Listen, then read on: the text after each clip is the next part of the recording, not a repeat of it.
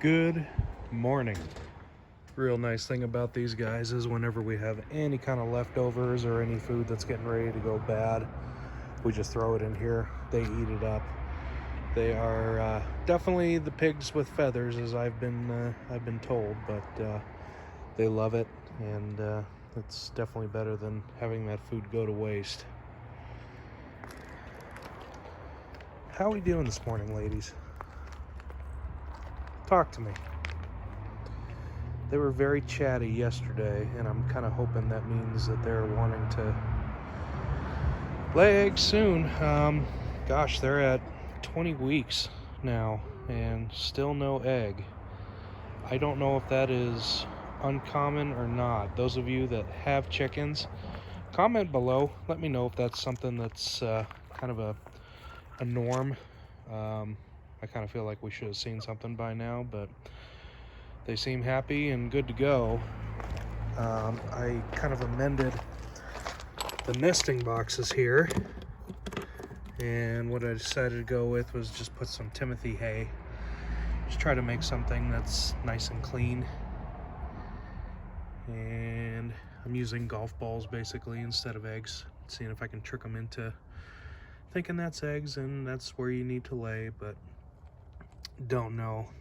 Obviously it hasn't worked so far, but we are hopeful. I finally had to tear out the tomatoes. They were just hanging on by a thread, so it was time to pull them out. It's always kind of sad this time of year when you kind of look at your garden and it's basically in ruins, but putting down everything that you grew this year and kind of spreading it out through the garden bed and giving it a chance through the winter to break down, and knowing that there's that promise that it'll come back. Chives have been looking really good, and so are the onions, so they're still hanging on. So obviously they do better in the cool weather than they do in the hot weather. These have been really awesome to put on things like baked potatoes, even making an omelet, or pretty much anything you can think of. And I love the oniony flavor. I'm looking forward to seeing more of these next year and using them, drying them out. Hopefully by the end of the year you guys aren't just throwing away all of your plants that you grew, putting them in the trash. Put them back in your garden. Let them break down. You're going to have that much better soil for next year. How are you, Happy? And we call this one Yellow Belly because she's very afraid of everything. Obviously I can put my hand there, she jumps down right away. Yeah, we got our grit, we got our oyster shell, pretty much everything they need. Switched them over to layer feed. We're just still waiting. Good morning, my dear. How are you? I wanted to talk a little bit today about setting up a garden. So say you're just starting off and all you have is grass in your backyard. You want to start a garden, but excuse me, you don't really know where to begin or how to begin on that. So let's go over a couple things you need to consider when you're setting it up. First off, kind of consider your climate, where you're at. Are you in a zone that gets pretty warm most of the year? Are you in a zone where the growing season isn't as long as others? And if not, you got to kind of think about that as far as what type of crops you want to plant in there. Second thing you definitely want to consider is, where do you want to plant? Well, you got several options. You can either dig a hole in the yard and do an in-ground garden. You can build yourself your own raised bed, which if I had to choose, that's probably where I would go. Reason being is because where we're at, it gets fairly cold fairly quickly, and in the summertime and the springtime, what happens is there's a lot of heat that gets generated in these raised beds as opposed to just in the ground. You're probably looking close to around a 10-degree difference, so that'll definitely kind of get your crops started a little bit quicker. Plus, to me, it just looks a little bit nicer. You can even add on to that. What we did was we took a cattle panel that we got fairly cheap. There are videos all over YouTube about this where you can build your own trellis. And I gotta tell you, a guy that's 44 years old and was able to do this by himself with not the best back in the world, that should give you an idea just how easy it really is to do. So raised beds is another option, or you can just go with a container if you want to start small. If you start small and you want to grow something, I would suggest starting off with herbs. Right now we have some oregano that's growing in there, and there's also some garlics that are in there as well. So not much to look at right now. In the spring though, it'll be pretty full of green lush, something that you can definitely eat, which is awesome.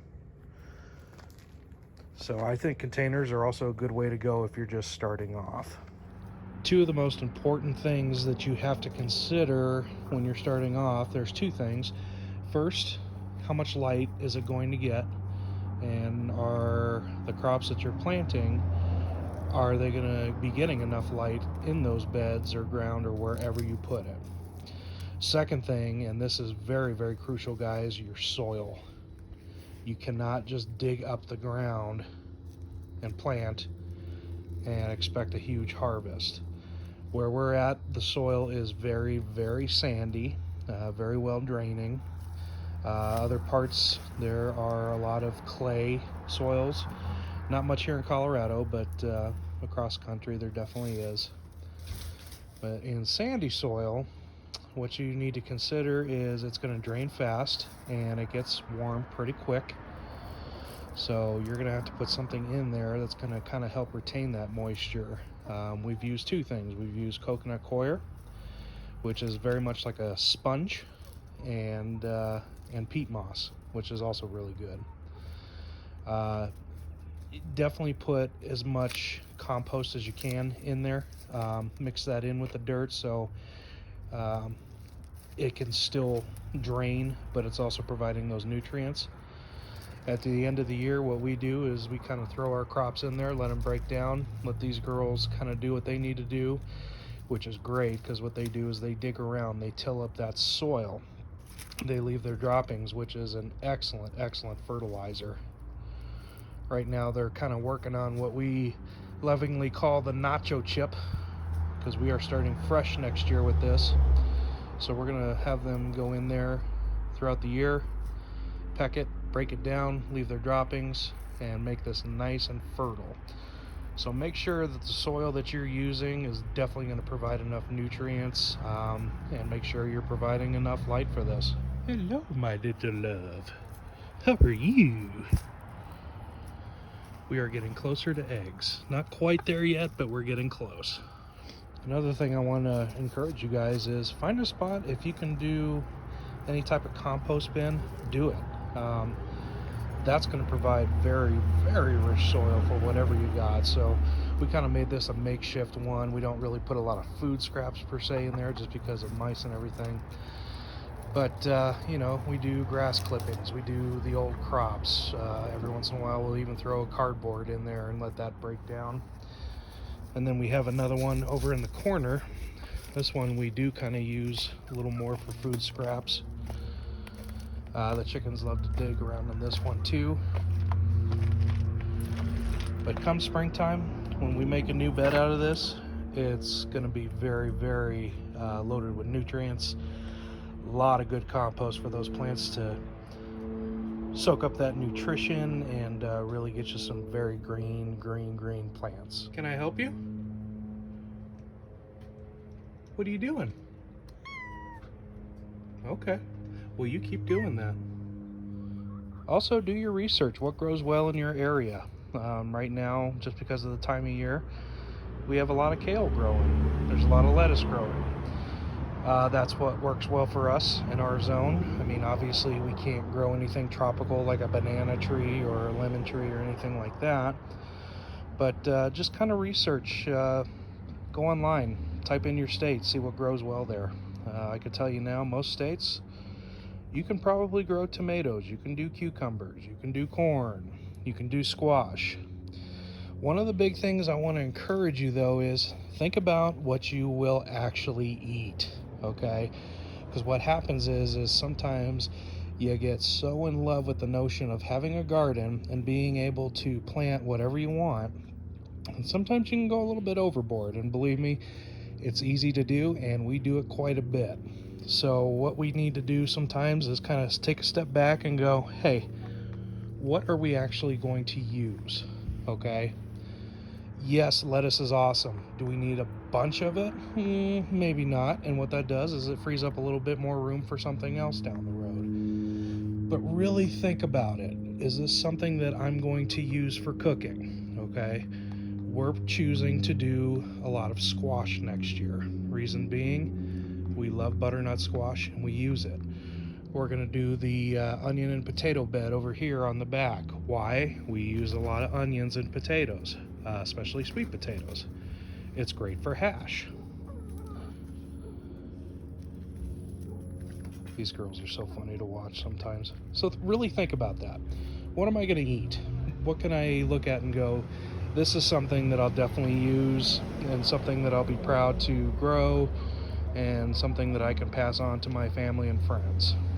And lastly, and I know this is going to sound crazy to some of you, but believe it or not, do research into if you want to get chickens. Now, I know there's some of you out there that have a dog and everything and say there's no way. I understand that. If you do have the yard space and you ever thought about having your own livestock, for an urban setting, I think this is a perfect way to go. I mean, they really take care of themselves. They're really good at foraging. And down the road, guess what? You're going to be getting free eggs. They're going to start paying the rent around there. Mine haven't started paying the rent yet, but we're hopeful it'll be soon.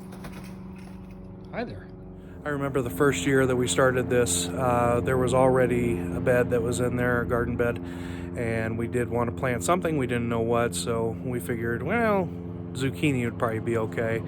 We planted a couple zucchini plants and some squash plants and whatnot in there. And to our surprise, we had no idea how prolific those things were. And we probably got off of those 2 plants close to 30 zucchini, which in retrospect sounds awesome. But then all of a sudden you get tired of zucchini bread and you get tired of mixing it up and trying to find new ways to prepare it, and all of a sudden those 30 zucchinis pretty much turn into 15 to 20 zucchinis with 10 of them going to waste. So that's definitely something to keep in mind. Like I said, just make sure it's something that you're going to use. We've definitely cut back on that. We'll do 1 zucchini plant, I think, a year. That's all we need, really. We like pumpkins in the fall. We're pumpkin spiceaholics, I guess you could say. So we definitely want to do more squashes and gourds and things of that nature. And the last thing I wanted to talk about with you guys is think about why you want to do a garden. Is it something that's for a hobby? Is it something that you want to get more food out of? Is it something that you want to enjoy in your backyard a little bit more? You know, you might be the kind of person that really likes to have a lot of flowers around and not as much food around, and that, you know what, that's fine. There's absolutely nothing wrong with that. But just kind of consider, why am I doing this? What do I want to get out of this? What we like getting out of it is we're self-sustaining ourselves a lot. Not completely, but it is definitely a good start, and we like that very much. That's about all I can think of for today, guys.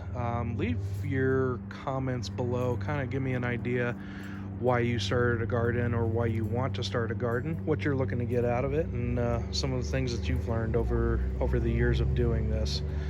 Till next time, this is Jeremy, a Colorado home gardener. God bless you guys. Take care.